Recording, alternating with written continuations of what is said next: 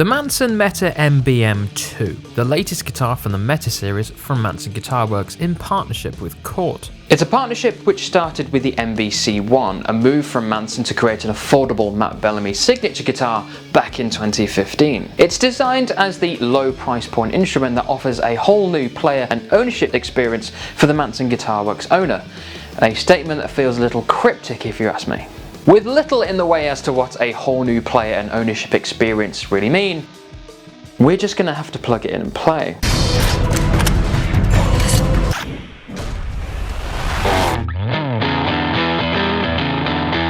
Before we find out what this guitar sounds like, shouldn't we take some time to find out what's inside of it and what really makes it up?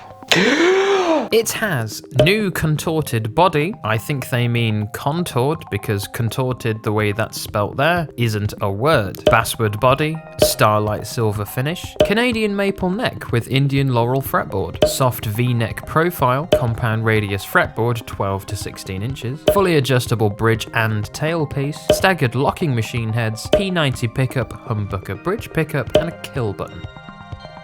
The neck. Material, hard Canadian maple. Neck profile, soft V. Scale length, 25.5 inches or 648 millimeters if you're that way inclined. Fingerboard material, Indian laurel. Fingerboard radius, 12 to 16 inches, a compound radius. Number of frets, 22. Nut material, black. Black is not a material. Nut width, 1.65 inches or 42 millimeters if you're that way inclined. And inlays, side dots, which is another way of saying there's no inlays on the fretboard.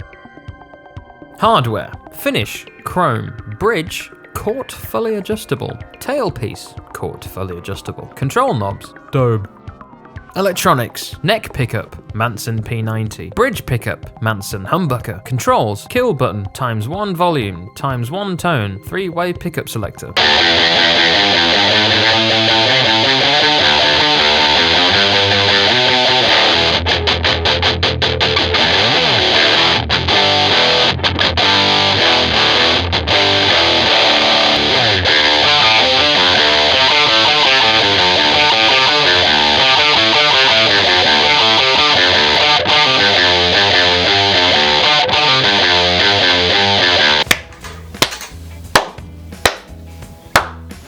Well, that was lovely, but what did we learn? Let's be a little bit more scientific with how we look at this guitar. So these pickups, the Manson humbucker and Manson P90, how descriptive. What do they sound like? Wait, what do they sound like with various tones and sounds that guitarists generally use? Now you can play.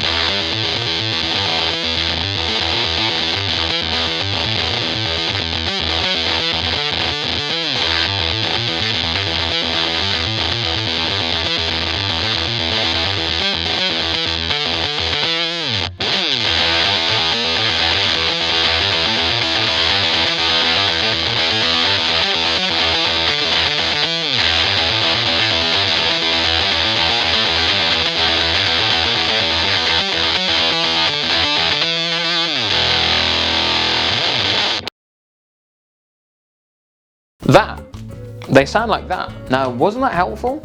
I've got my own view on the quality of these pickups from playing them just now, but also in my own time. But what would be even more useful is if I could compare them to something that I'm more familiar with. And if you're a Manson guitar fan or a Manson guitar player, something that you're more familiar with. So something like these. That's right, we're going to compare this not quite Manson to two proper ones. If I can compare a Harley Benton TE20H H1, then I can certainly compare a Meta series to a proper Manson as well. We have to set some parameters and expectations before we start. After all, this is a Matt Bellamy signature guitar, which comes with all the baggage that any signature guitar would otherwise, which means we have to exclusively play Muse content on it. So I'll play the guitar and you decide if the Meta series can keep up with the two Mansons, and at the end I'll give you my thoughts.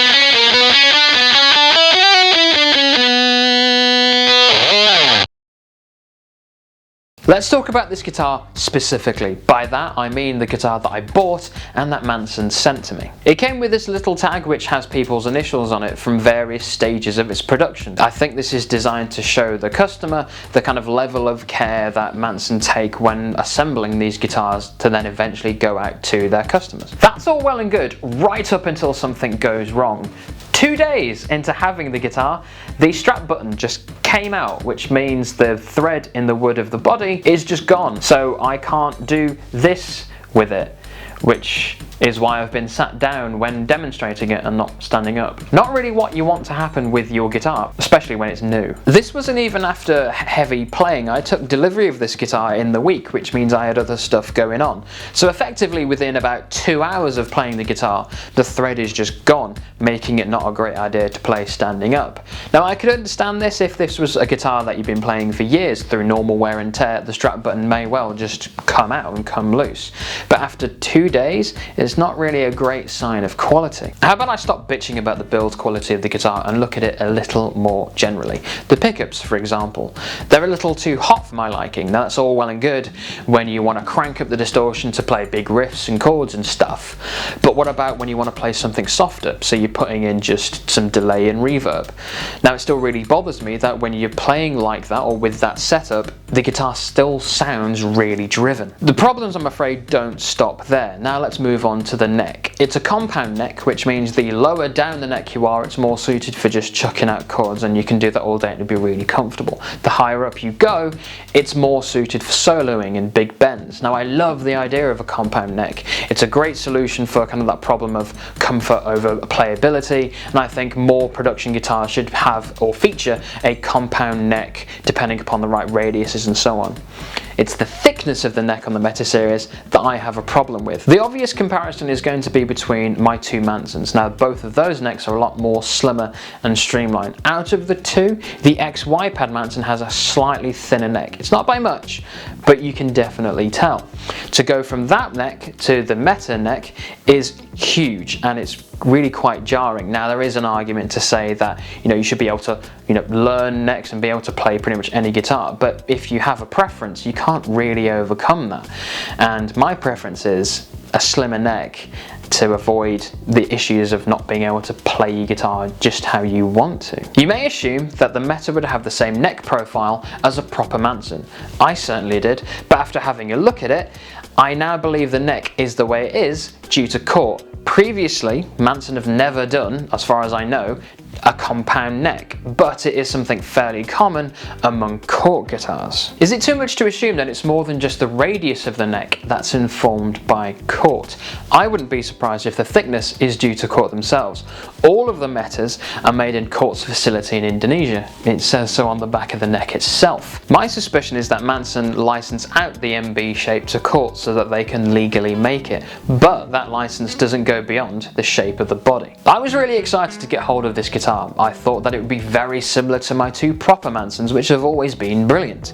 In anticipation of getting the Meta series, I also got this limited edition PF1 pickup from Manson, with a thought to potentially put it in the Meta series. Previously I wondered, what is it about the Meta series that gives it that low price point? Now, after having some time with it, I've learned what it feels like in hand, what it sounds like, and how it compares directly to two proper Mansons.